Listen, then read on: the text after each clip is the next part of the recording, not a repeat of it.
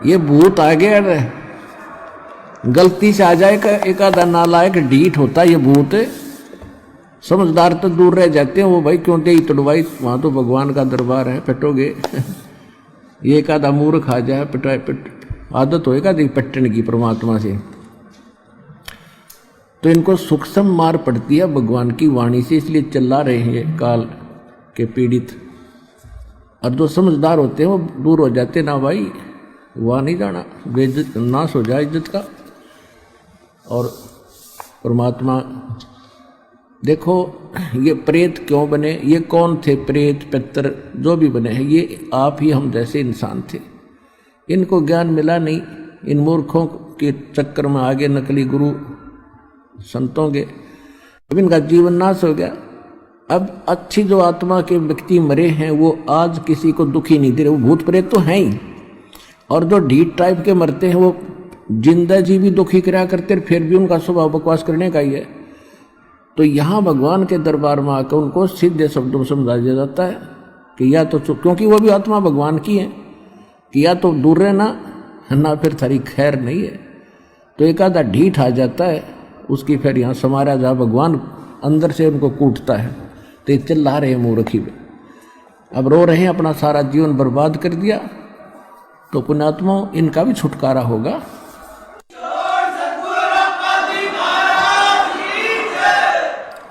अब इनका भी उद्धार होगा, क्योंकि भगवान की वाणी तो सब पे असर करेगी।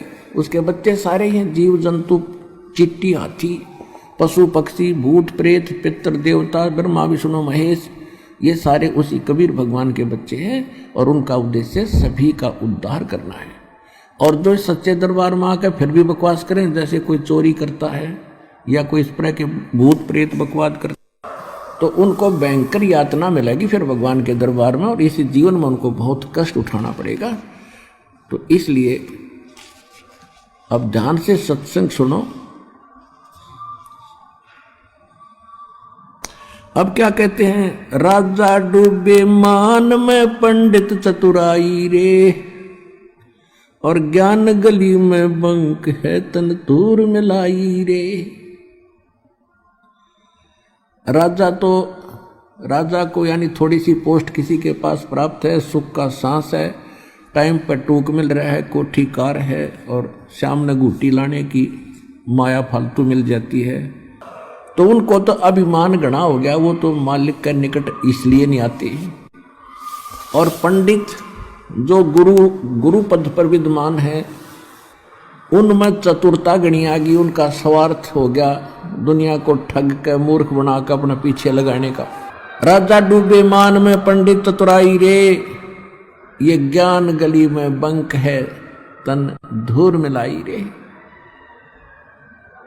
उस साहेब को याद कर जिन सौंज ये सब सौंज बनाई रे, और देखत ही हो जाएगा पर्वत से राई रे। कहते उस परमात्मा को याद कर, तत् ब्रह्म को। गीता अध्याय नंबर 7 के श्लोक नंबर 29 में गीता ज्ञानदाता कहता है, गीता ज्ञानदाता कहता है कि तत्व ज्ञान के प्राप्ति के उपरांत, तत्वदर्शी संत की प्राप्ति के उपरांत उनको ये ज्ञान हो जाता है कि उस परमात्मा की भक्ति करनी चाहिए। तत्ब्रह्म कहते वो प्राणी केवल जो जरा और मरण से छूटने के लिए प्रयत्न कर रहे हैं। जरा माने बुढ़ापा, वृद्धावस्था का कैर, और मरण मृत्यु। जो जरा और मरण से छूटने के मोक्ष प्राप्ति के लिए जो साधना करते हैं, संसार की किसी वस्तु की इच्छा नहीं करते, अर्जुन वो तत्ब्रह्म से और सारे इन कर्मों से और सब अध्यात्म ज्ञान से कंप्लीटली परिचित हैं। तो अर्जुन ने 8वें अध्याय के प्रथम मंत्र में पूछा, भगवान फिर किम तत्ब्रह्म, वो तत्ब्रह्म क्या है, वह परमात्मा कौन है। 8वें अध्याय के 3रे श्लोक में गीता ज्ञानदाता ने कहा कि वो परम अक्षर ब्रह्म है। तो यहाँ गरीबदास जी वही ज्ञान बता रहे, क्योंकि ये सूक्ष्म वेद है, तत्व ज्ञान है, कंप्लीट इन ऑल रेस्पेक्ट है, यह ऑल इन वन है, इसमें कंप्लीट ज्ञान है सभी वेदों गीता पुराणों का कुरान और बाइबल का। इसमें क्या कहते हैं परमात्मा, गरीबदास जी कह रहे हैं परमात्मा की वाणी को कैसे सुना रहे हैं। उस साहेब को याद कर जिन सौंज बनाई रे, जिन सब ब्रह्मांडों की रचना की, और देखत ही हो जात है ये पर्वत से राई रे। यानी कितना सुंदर शरीर तेरा, और मृत्यु के बाद इसको फूंक देंगे, ये राख बन जाएगी। ये कुछ भी सांग नहीं है, इसमें अभिमान मत कर। कंचन काया नाश होवे तन ठोक जलाई रे, मूर्ख बोंदू बावरे क्या मुक्ति कराई रे। इसे सुंदर शरीर को फूंक कर चला गया हाथ झाड़ के। अरे मूर्ख, तूने क्या पाया इस जीवन से।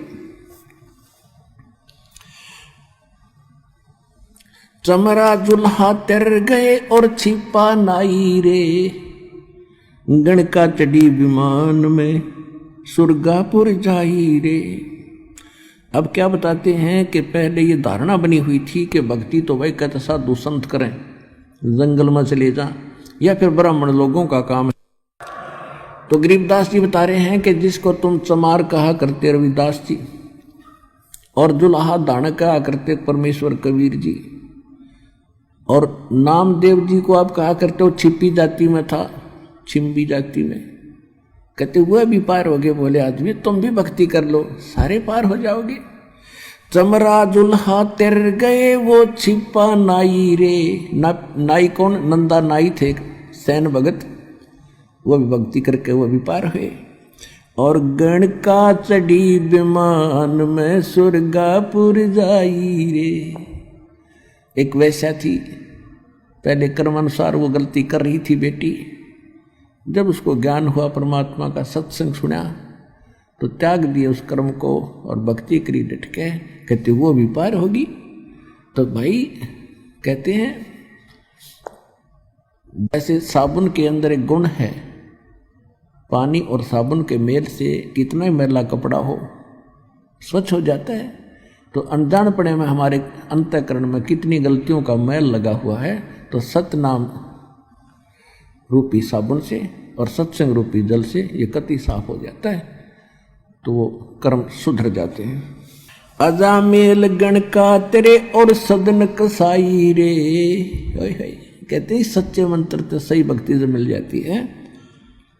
तो अजामेल और गण का वैसा जैसे सदना जैसे कसाई भी उधर गए। और नीच तेरे तो से कहूं नरमुड अन्यायी रे, शब्द हमारा साच है और ऊंट की बाई रे, धुएं कैसा धौल हर त्यों लोग चलाई रे। अब देख कितना कमाल कर रखा है, कितनी प्यारी व्याख्या कर दी है कि मैं जो कह रहा हूं वो हमारे वचन सत्य मान लेना। इसके अतिरिक्त जो भी कोई संत और साधु मंडलेश्वर कोई तुम्हें ज्ञान बताता है, वो तो ऊंट की बाई है। जैसे ऊंट पाजा करे, फरड़ फरड़ करें जा, कहते उसका कोई यूज नहीं है। और एक वो बाहर निकाल कर ऊंट क्या करता है कि इतना गुब्बारा सा निकाल लिया ब्लेडर सा बाहर ना, और करो जाओ। कहते हैं ये जो और बकवाद कर रहे हैं वो तो सूखी अरड़ अरड़ है, और हमारा ज्ञान है वो बिल्कुल सत्य मान लेना, 100 का 100 सच्ची है। अब गरीबदास जी ने परमात्मा से प्राप्त ज्ञान को अपनी लोकल लैंग्वेज में बताया है। शब्द हमारा साच है और ऊंट की बाई रे, ये धूम में कैसा धौल हर त्यों लोग चलाई रे, कल बिस कुसमल सब कटे हो तन कंचन काई रे, गरीबदास निज नाम की नित पर भी नाई रे। कहते कल बिस कुसमल, कितने भयंकर पाप कर्म है, सबका नाश हो जाएगा। किससे? इस निज नाम की नित पर भी नहा, प्रतिदिन जाप कर। एक 12 वर्ष में कोई कुंभ का मेला आ गया और वहां धक्के खान नाड़ जाओ जोड़ में, उस पर भी से नाम मोक्ष नहीं होगा। गरीबदास निज नाम की नित पर भी नाई रे, भजन कर राम दुआई रे, भजन कर। और फिर क्या बताते हैं? लेखा देना रे धनी के लेखा देना रे।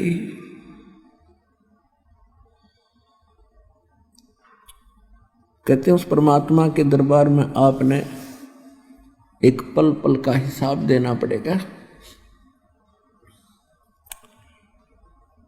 कहते हैं राम न जाना रे मूड नर, राम न जाना रे, कि आपने पहले तो परमात्मा की भक्ति की चेष्टा ही नहीं है, आपको लगन नहीं है, तड़फ नहीं है, और फिर आपने उस राम की पहचान नहीं है जिसकी भक्ति करनी चाहिए। तुम कौन राम का जपते जापम, और ताते कटे न तीनों तापम। ओए होए, तुम कौन राम का जपते जापम, और ताते कटे ना तुमरे तीनों तापम। फिर क्या बताते हैं, भजन करो उस रब का जो दाता है कुल सब का। ओए होए, कहते उस रब का, तत्व ब्रह्म की भक्ति करो जो सब का मालिक है। अपने आत्माओं परमात्मा की सूक्ष्म वेद को अब आपको समझाया करेंगे, क्योंकि पहले आपको सदग्रंथों से प्रमाणित करना था हु इज गॉड, परमात्मा कौन है, और उसकी भक्ति के रियल मंत्र कौन से हैं वो सिद्ध कर रहे हैं साथ के साथ। और अब जब आपको इस सूक्ष्म तत्व ज्ञान समझाएंगे, अब पहले तो इन अपने जो सदग्रंथ अपने धर्मों के हम सभी जिस में थे उनसे समझा दिखाया कि परमात्मा कौन है और किस किस ने देखा है, और उन जिन्होंने परमात्मा मिले हैं उनको भगवान ने कौन से मंत्र दिए। तो जो भगवान ने परमात्मा ने सतगुरु रूप में आकर जो ज्ञान दिया और जो साधना बताई वो तो फाइनल है। फिर कितनी अटपट करते रहो, और फिर वही मंत्र हमारे सदग्रंथों से मेल खाते हैं, लेकिन उसमें इनकम्प्लीट साधना है। जितनी है वो बिल्कुल सही है, जैसे वेद और गीता, ये तो ये समझ लो 10वीं मैट्रिक तक का सिलेबस है, तो वो रिजेक्टेड नहीं है 10वीं तक का सिलेबस, लेकिन आगे की पढ़ाई तो उससे और न्यारी होती है, लेकिन वो सहयोगी होती है 10वीं तक की पढ़ाई। तो गीता अध्याय नंबर 8 के श्लोक नंबर 13 में गीता ज्ञानदाता ब्रह्म कह रहा है, ओम इति एकाक्षरम ब्रह्म व्यवहारण माम समण यह प्रयाति तदन देहन सयाति परमाम गतिम। मुझ ब्रह्म का केवल एक ओम अक्षर है, नथिंग एल्स। और अंतिम सांस तक, सांस यानी शरीर छूटने तक इसी का नाम जाप करता हुआ जो शरीर छोड़कर जाएगा तो मेरे वाली परम गति ओम से मिलने वाला जो मोक्ष है वो ब्रह्मलोक प्राप्ति होगी। 8वें अध्याय के 16वें श्लोक में यह प्रमाणित कर दिया है कि ब्रह्मलोक में गए हुए प्राणी भी फिर जन्म मृत्यु में, बिल्कुल ठीक है। तो ये मैट्रिक तक का सत्र है। इससे आगे की पढ़ाई 4थे अध्याय के 35वें श्लोक में गीता ज्ञानदाता कहता है कि अर्जुन, इन यज्ञों माने धार्मिक अनुष्ठानों की विस्तार पूर्वक जानकारी परमात्मा स्वयं अपने मुख कमल से आकर बोलता है, उसमें कंप्लीट होता है विस्तार, और वो तत्व ज्ञान है, और वो ऐसा ज्ञान है काम करते करते उसका सब साधना करनी होती है, उसमें कोई और व्यवस्था नहीं है। और वो तत्व ज्ञान कहलाता जो भगवान खुद अपने मुख से बोलता है, तो वो ज्ञान है तत्व ज्ञान। गीता अध्याय नंबर 4 के श्लोक नंबर 34 में कहा कि उस तत्व ज्ञान को तो तत्वदर्शी संतों के पास जाकर समझ, उनको दंडवत प्रणाम करने से, सरलता पूर्वक कपट छोड़कर प्रसन्न करने से वह तत्वदर्शी संत तुझे उस परमात्म तत्व का ज्ञान कराएंगे।